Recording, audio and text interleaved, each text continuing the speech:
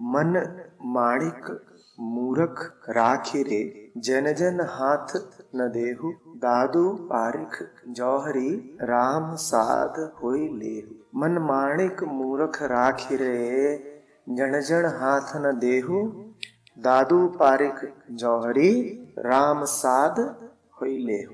मन के बारे में दो मूलभूत बातें कही गई, दोनों दिखने में अलग अलग हैं। कदाचित ये भी लगे कि विपरीत हैं, लेकिन दोनों एक साथ चलती। इसी विचित्रता, इसी संगम का नाम मन। पहली बात, मन माणिक। दादू कह रहे हैं, संत के वचन हैं, वो सीधे बात पर आते हैं, सीधे चोट करते हैं। मन माणिक, मन कीमती, अमूल्य है। साथ ही साथ उसी सांस में कहा जा रहा है, जन जन हाथ न देहु। मन कीमती है, मन माणिक है, मन रत्न है, लेकिन फिर भी कहा जा रहा है कि उसे हर किसी के साथ मत देना। देखिए कि क्या कहा जा रहा है। कहा यह जा रहा है कि मन एक ऐसी वस्तु है जो कीमती तो है, पर अपनी कीमत गंवाने को तैयार रहती। मन एक ऐसी वस्तु है जो निर्मल तो है, पर मलिन होने को तैयार रहती। इन दोनों बातों को एक साथ समझिएगा। मन माणिक, जन जन हाथ न देहु। मन एक ऐसा मणि है जिसकी मणिकता, जिसका मूल्य अक्षुण्ण नहीं है, गारंटीड नहीं है। स्थिति ऐसी बन सकती है कि वो माणिक बन के चमके, और स्थिति ऐसी भी बन सकती है कि वो बाजार की धूल बन जाए। दोनों बातें हैं, और मैंने आपसे कहा दोनों विपरीत लग सकती हैं। आमतौर पे जब कोई चीज अमूल्य होती है तो उसके साथ एक विश्वास जुड़ा होता है कि अमूल्य है और मूल्य घट नहीं सकता। मन के साथ दादू ये विश्वास व्यक्त नहीं कर पा रहे हैं। वो कह रहे हैं मन माणिक, लेकिन जन जन हाथ न देहु। कीमती तो है, पर कीमत बची रहे जरूरी नहीं है। हीरा तो है, पर इस पर गंदगी की इतनी परतें जम सकती हैं कि मिट्टी का ढेला जैसा हो जाए। और यही मन है। बड़े सुंदर तरीके से, बड़े सहज तरीके से इतनी गहरी बात कह दी है संत ने कि हो सकता है हम समझने से चूक जाए। जब कोई बात बहुत सहजता से कह दी जाती है, बड़ी सरलता से कह दी जाती है, तो अक्सर जटिल मन उससे चूक जाता है। जटिल मन सोचता है कि अगर बात कीमती होगी तो जटिल तरीके से ही कही जाएगी। और संत विपरीत ध्रुव पर होता है। वो कहता है जो भी कीमती बात है वो सरल तरीके से ही कही जा सकती है। जो कुछ भी अमूल्य है वो सरल है। मन के बारे में दो बातें हमें पता चल रही हैं। एक छोर तो है उसका आत्मा, जहाँ उसमें निर्दोषता है, निर्मलता है, निश्चलता है, निर्विकार है। मन माणिक, मन माणिक बेशर्त नहीं है। मन माणिक तभी है जब मन आत्मा रूपी है, जब मन शांत है, जब मन हृदयस्थ है, जब मन केंद्रित है, जब मन स्रोत में समाहित है। सिर्फ तब मन माणिक। इसीलिए आपको चेताना पड़ रहा है कि जन जन हाथ न देहु। ये हीरा सुरक्षित नहीं है, ये गंदा हो सकता है। लोगों के हाथों की धूल इस पर जम सकती है। ये धूल मन का दूसरा छोर है। हमने क्या कहा? मन का पहला छोर क्या है? आत्मा। वहां मूल्य है मन का, वो कीमती छोर है। और यही मन केंद्र से विचलित होकर के, स्रोत से छिटक करके दो कौड़ी का हो सकता है। हीरा ढेला हो गया। मन वही है, बदला नहीं है, याद रखिएगा। मूलभूत रूप से हीरे पर कितनी भी परतें जम जाएं, वो ढेला हो नहीं जाता, पर चमक तो खो ही जाती है ना उसकी, या बचती है। फिर कोई चाहिए होता है जो उसके ऊपर की परतें हटाए, फिर कोई चाहिए होता है जो उसे उसका प्रकाश वापस दिलाए जो उसने कभी खोया ही नहीं था। गुरु का यही काम होता है, वो तुम्हें वो वापस दिलाता है जो तुमने कभी खोया ही नहीं। सच पूछा जाए तो गुरु कुछ करता ही नहीं, तुम्हारी ही चीज है, तुमने कभी खोई भी नहीं थी, तुम्हारे ही पास है, सही इशारा भर करना होता है। कोई खास मेहनत वाला काम है नहीं। बात समझ में आ रही है? पहली ही पंक्ति में डूब जाइए, दूसरी तक जाने कि जल्दी भूल जाएंगे। इतनी गहराई है पहली ही पंक्ति में। पूछिए अपने आप से, क्या आपका मन, जिसका स्वभाव है माणिक होना, किन जन जन के हाथों की धूल बन गया? और गुजरे आप भी हैं जन जन से होकर के। अप्रभावित होना मन का स्वभाव, पर प्रभावित होना उसकी प्रकृति। पहले दो शब्दों में दादू इंगित करते हैं मन का स्वभाव। स्वभाव है उसका तेजपूर्ण, आत्मा है मन का स्वभाव, आत्मा है मन का केंद्र। लेकिन प्रकृति है मन की ऐसी कि वो सदा तत्पर रहता है, इधर से उधर से जहां कहीं से भी प्रभाव संकलित कर सके। देखिए ना आप कितनी आसानी से विचलित हो जाते हो। अभी जरा सी आवाज हो जाए, कहीं कोई खिड़की खड़क जाए, दरवाजे पे दस्तक हो जाए, तुरंत आपकी निगाहें मुड़ जानी। विचलन मन को कितना आकर्षक लगता है। वो प्रकृति है, आदत है। उस प्रकृति को कभी प्रकृति कहा जाता है, कभी माया कहा जाता है, कभी अविद्या कहा जाता है। लेकिन संत समझा रहे हैं आपको कि विचलन उसमें कितना भी हो जाए, धूल उस पर कितनी भी पड़ जाए, हीरा रहेगा तो हीरा है। अब दोनों बातें हैं, हीरा तो हीरा रहा आएगा, आपके किसी काम का नहीं रहेगा। आप अपनी जेब में हीरा लेके घूम रहे होंगे और आपको पता भी ना होगा। जीवन आपका दरिद्रता में बीतेगा, करोड़पति होंगे आप, पर जी ऐसे रहे होंगे जैसे रास्ते का भिखारी। और यही हम सबकी पूरी मानवता की कहानी है। ऊपर से लेके नीचे तक माणिक ही हैं हम, साक्षात ब्रह्म, और जीते कैसे हैं? घोर दरिद्रता में, हाथ पसारे। कुछ देर हमारी असलियत देख करके तो रास्ते का भिखारी भी हंस पड़े। वो कहे कि मेरे भी भीख मांगने के समय निर्धारित हैं, मेरे भी भीख मांगने के कारण निर्धारित हैं। तुम तो हरनिश भीख मांगते हो, तुम्हारे तो सपने भी भीख के हैं। स्वयं हीरा भीख मांग रहा है धूल से धूल की। हीरा बाजार निकला है और धूल से धूल की भीख मांग रहा है। मजेदार बात यह है कि भीख मिल भी जाती है, भीख मिल भी जाती है और वो उसको ग्रहण भी कर लेता है, सोख लेता है बिल्कुल। परत दर परत जितनी भीख मिलती जाती है उसमें भिखारी होने का भाव उतना ही गहराता जाता है। वो अपने आप को देखता है और उसे क्या दिखाई देता है? सिर्फ मिट्टी, सिर्फ धूल, सिर्फ गर्द। वो कहता है सिद्ध हो गया कि मैं क्या हूं? भिखारी। और जब भी आपने अपने आप को सतह पे देखा है, अपने आप को भिखारी ही पाया है। सतह पे तो हम सब भिखारी हैं, मालिक, शहंशाह तो आप गहराई में है, केंद्र में है। पर उस केंद्र का आपको कुछ पता नहीं चलेगा जब तक जीवन में ध्यान ना हो।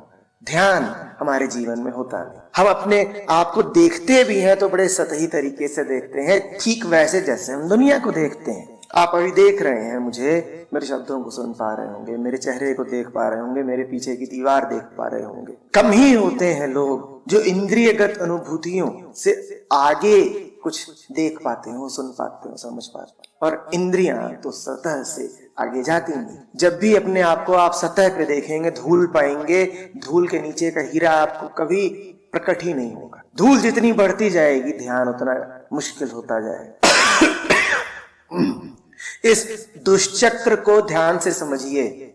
धूल जितनी मोटी होती जाएगी, परतें जितनी बढ़ती जाएंगी, ध्यान उतना मुश्किल होता जाएगा। और ध्यान जितना मुश्किल होता जाएगा, आप में भिखारी होने का भाव उतना गहराता जाएगा। आप धूल और इकट्ठा करोगे, धूल इकट्ठा करी इसलिए ध्यान नहीं हो पाया। ध्यान तब जब मन केंद्रित हो पाए, शांत हो पाए, विचलित न रहे। और धूल का काम होता है विचलित करना, क्योंकि धूल आई ही जन जन के हाथ से है, तो वो आपको केंद्र पर कैसे जाने देगी? वो तो आपको संसार की ओर ले जाएगी जहां जन जन है। धूल आपकी तो है नहीं, धूल कहां से आई? धूल बाहर से आई ना। तो धूल आपको भीतर का रास्ता कैसे दिखाएगी? धूल माने क्या? वो सब कुछ जो आपके मन में भरा हुआ है, जो कुछ भी आपके मन में भरा हुआ है, कृपा करके समझिए, वो कभी आपको अंदर का रास्ता नहीं दिखाएगा। इसीलिए जानने वालों ने विचार की निरर्थकता पर बहुत जोर दिया है। उन्होंने बार बार कहा है, सोच सोच कर सच तक नहीं पहुंच पाओगे, सोच सोच कर नहीं समझ पाओगे। सतह पर जमी हुई धूल तुम्हें तुम्हारे केंद्र के माणिक तक नहीं पहुंचा सकती। ठीक उसी तरीके से सतही विचार तुम्हें आत्मा तक नहीं पहुंचा सकता। दुष्चक्र। विचार जितना इकट्ठा करते जाओगे वो विचारों को ही पोषण देगा। विचारक का काम होता है विचार के साथ तादात्म्य बना लेना और विचार इकट्ठे करते चलना।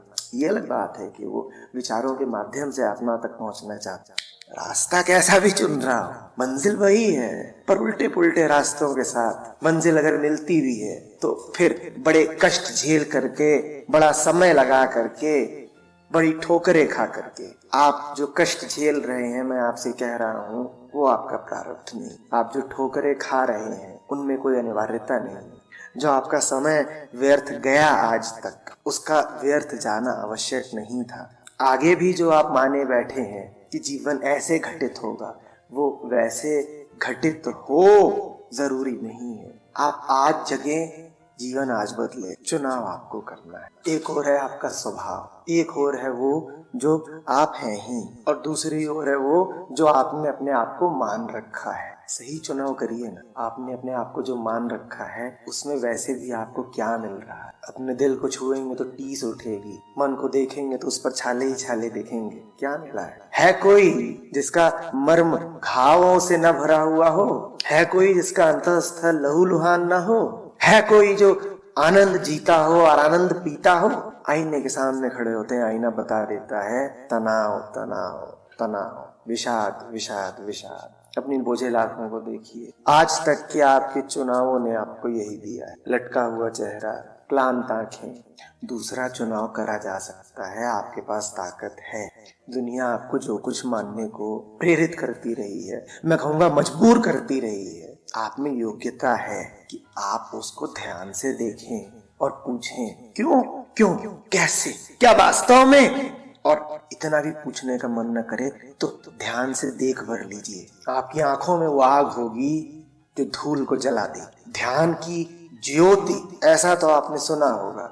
मैं आपसे कहता हूँ, ध्यान की ज्वाला, ज्योति भर नहीं। ज्योति तो मात्र प्रकाशित करती, ज्वाला जला डालती है। ध्यान से अपने समाज को, अपने जीवन को, अपने रोजमर्रा के ढर्रों को, अपनी बातचीत को, अपने संबंधों को देखें तो जरा, और ये मजबूरी ना अनुभव करें कि कुछ बदला नहीं जा सकता, कि कोई छुटकारा नहीं, सब बदल सकता, कुछ भी अपरिहार्य नहीं। ये श्रद्धा रखिए कि सत्य के साथ, सत्य की दिशा में जो कुछ भी होगा शुभ ही होगा। शुरू में आपको अड़चन आ सकती है, थोड़ा डर लग सकता है, उस डर के साथ रह लीजिए। सत्य से, आत्मा से, केंद्र से कभी किसी का कोई अशुभ नहीं हुआ, हो ही नहीं सकता। आप कह रहे हैं जिसका नाम शुभ है वो आपके लिए अशुभ निकल जाएगा, कैसे? आप कह रहे हैं जो आनंद रूपा है वो आपको विषाद दे जाएगा, कैसे? आप कह रहे हैं जो मुक्ति रूपा है वहां आप फंस जाओगे, बेड़ियां पड़ जाएंगी, कैसे? आप कह रहे हैं कि वो जो एकमात्र सुंदर है, सुंदरतम है, उसकी वजह से आपके जीवन में कुरूपताएं आ जाएंगी। क्या व्यर्थ डर है ये? इन डरों को भी जरा ध्यान से देखो तो जल जाएंगे। दूसरी पंक्ति तक आने की कोई विशेष जरूरत ही नहीं। जो दूसरी पंक्ति पर बैठा है वो पहली में ही काम कर। गुरु की बात की है दूसरी पंक्ति। अरे वो दूसरी पर आएगा क्या? वो पहला है। वो पहला ना होता तो तुम शुरुआत कैसे करते? हाँ, आखिरी भी वही है। शुरू में वो छिपा होता है, आखिर में प्रकट हो जाता है। पहली पंक्ति में गुरु छिपा हुआ है, दूसरी में प्रकट हो गया। पर जो प्रकट हो ही गया, अब उसकी बात क्या करें? बात तो तब तक करनी थी, उद्घाटन तो तब तक करना था जब तक लुका छिपी थी। अब तो खुलासा हो गया, अब क्या बोल? दूसरी पंक्ति तो ऐसी है कि जैसे पहली पंक्ति के नीचे कहने वाले ने अपना नाम लिख दिया। उक्तियां होती है ना, उनमें दो पंक्तियां होती हैं। पहली पंक्ति होती है जिसमें उक्ति होती है, सूत्र होता है, और दूसरी पंक्ति में क्या होता है? बस कहने वाले का नाम। यहाँ भी वैसा ही है, कहने वाला तो पहले में ही दिख रहा है। दादू पारिक जौहरी राम साध होई ले। मन किसी के साथ तो लगना चाहता ही है। क्या प्रकृति है उसकी? मन का स्वभाव है आत्मरत रहना। लेकिन प्रकृति क्या है उसकी? मन बच्चा ऐसा है जिसे माँ से तो प्रेम बहुत है, आना उसे लौट के माँ के ही पास है, पर जिसे खुली खिड़की से खुला मैदान और खेलते हुए दूसरे बच्चे बहुत आकर्षित करते हैं। माँ बड़ी प्यारी है, पोषण माँ से मिलना है, जन्म माँ से मिला, प्रेम माँ से मिलना है, पर मनोरंजन तो बाहर है। तो माँ पीछे खड़ी होती है अपना सारा प्रेम लिए, पर खिड़की के बाहर से आवाजें जो आ रही हैं वो बड़ी आकर्षक हैं। बच्चे खेल रहे हैं, चीख रहे हैं, चिल्ला रहे हैं, एक दूसरे को छू छू के भाग रहे हैं, खुला मैदान है, वो दौड़ रहे हैं। माँ स्वयं ही अनुमति दे देती है, अच्छा, पर रास्ता मत भटक जाना, सांस ढलने से पहले वापस भी आ जाना। ऐसा है प्रेम, तो उसे आत्मा का ही है, आत्मा स्वभाव, पर प्रकृति क्या है कि उसे संसार की ओर भागना है, सारे आकर्षण उसके संसार में है, तो भागेगा बाहर की ओर। जब भागेगा बाहर की ओर तो दादू आपसे कह रहे हैं कि देखो कि किधर को भाग रहा है, देखो कि किधर को भाग रहा है। जन जन के पास तो नहीं जाने पाए, क्योंकि वहां गया तो वही होगा जिसकी हम चर्चा कर चुके हैं। जब वो बाहर की ओर भी जाए तो किसी ऐसे के पास जाए जो हीरे को जानता हो, और ये हीरा ऐसा है जिसको हीरा ही जान सकता है। दो ही तत्व होते हैं, हीरा और धूल। वास्तव में तत्व एक ही है, हीरा। आत्मा के अलावा कोई दूसरा तत्व होता नहीं, पर दूसरा जो तत्व है वो न होते हुए भी भासता है, इसी का नाम माया है। तो बाहर को निकलेगा मन, या तो हीरे की ओर जाएगा या धूल की ओर जाएगा। दादू कह रहे हैं बाहर भी निकले तो हीरे की ओर ही निकले। जौहरी की परिभाषा ये नहीं कि जिसके हाथ में हीरा हो, जौहरी की परिभाषा ये नहीं कि जिसके ज्ञान में हीरा हो। अध्यात्म में जब भी कभी जौहरी कहा जाए तो समझ लेना कि जौहरी वो जो स्वयं हीरा हो, क्योंकि हीरे के अलावा हीरे को कोई जानता है, धूल नहीं जानेगी हीरे को।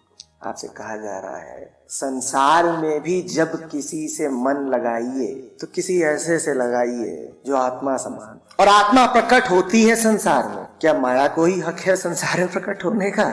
हाँ, माया जरा उपद्रवी है, ज्यादा कर्मठ है, उसे करने का बहुत शौक है, गहरा करता भाव है उसको। तो माया हजारों रूपों में प्रकट होती है, करोड़ों शक्लें हैं उसकी। आत्मा को ऐसी कोई जल्दी नहीं, ऐसी कोई परवाह नहीं, तो वो यदा कदा प्रकट होती है। विरल घटना होती है जब आत्मा साकार हो जाए, विरल घटना होती है जब निर्गुण सगुण बन करके सम्मुख आ जाए। पर आता है, कोई ये ना समझ ले कि संसार माया मात्र है। इसी संसार में माया के पार का द्वार भी है। हमसे कहा जा रहा है संसार में जब मन लगाओ तो देख लो कि वो हीरा ही है। कैसे जानोगे कि हीरा है? धूल और धूल को आकर्षित करेगी, और जो हीरा है जिसको दादू कह रहे हैं कि वो गुरु होने के योग्य है, वो तुम्हें तुम्हारे स्वभाव तक वापस ले जाएगा। गुरु की परिभाषा ही यही, जो तुम्हें तुम तक वापस लाए वो गुरु।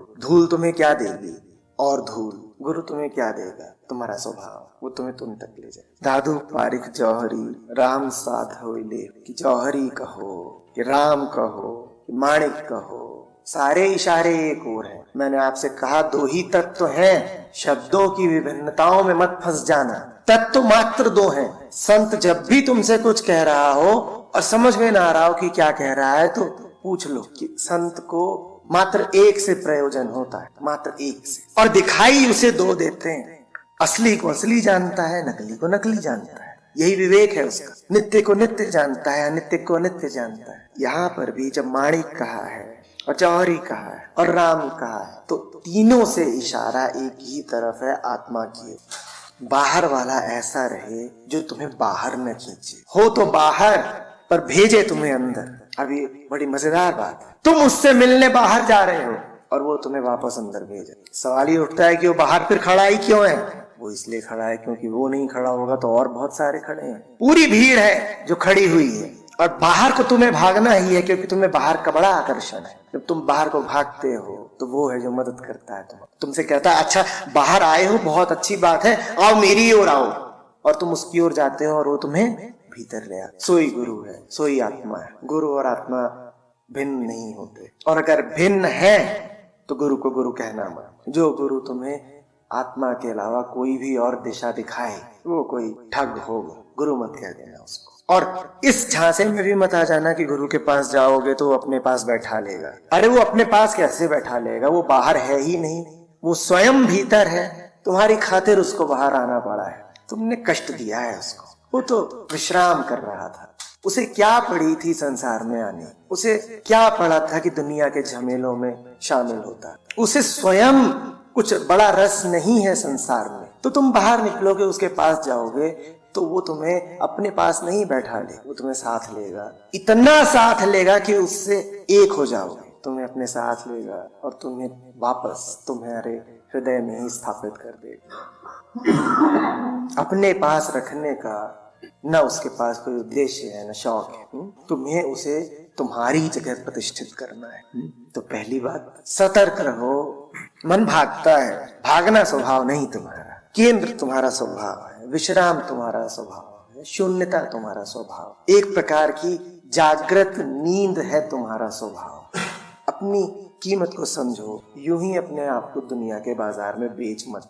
तुम अमूल्य हो। जो भी तुम्हें बताता हो कि तुम सस्ते हो, कि घटिया हो, कि बिकाऊ हो, वो दोस्त नहीं है, वो प्रेमी नहीं है, वो गुरु नहीं, वो सत्य नहीं, वो आत्मा नहीं, वो संपर्क योग्य नहीं। दूसरी बात, जब मन बहुत ही करे कि बाहर को जाना है, तो बाहर उसके पास जाओ जो भीतर का रहने वाला। कोई मिले तो उससे पूछ, कहाँ के रहने वाले हो भाई? जो कोई बोले हम तो बाहर के ही रहने वाले हैं, उससे कहो आप ठीक बाहर ही रहो, हमारे भी बाहर ही रहना। पूछ लिया कहाँ के रहने वाले। जो कोई कहे कि हम तो अंतः प्रदेश के रहने वाले हैं, अंतः प्रदेश, इस प्रदेश से परिचय नहीं है क्या? बहुत सारे व्यर्थ के प्रदेशों को जानते। जो कोई कहे कि हम अंतः प्रदेश के रहने वाले हैं, उससे प्रेम लगा। अरे समय की मांग है, इसलिए रुकना पड़ रहा है, नहीं तो रुकने का कोई औचित्य नहीं। समय साथ दे और शरीर साथ दे और श्रोता साथ दे तो मैं बोलेगा, क्योंकि ये बात खत्म होने की है ही नहीं। असीम को मैं सीमित शब्दों में कैसे बांध दूं? ये बात खत्म होने को आएगी क्या? जो अनंत है, अखंड है,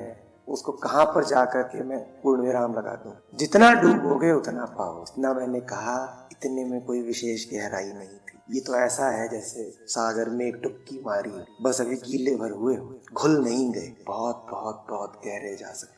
तुम्हें तुम्हारी गहराई का अंदाजा संतों के वचनों को जब पढ़ो तो ऐसे पढ़ो जैसे महासागर में डूबने, चंद शब्द भर नहीं।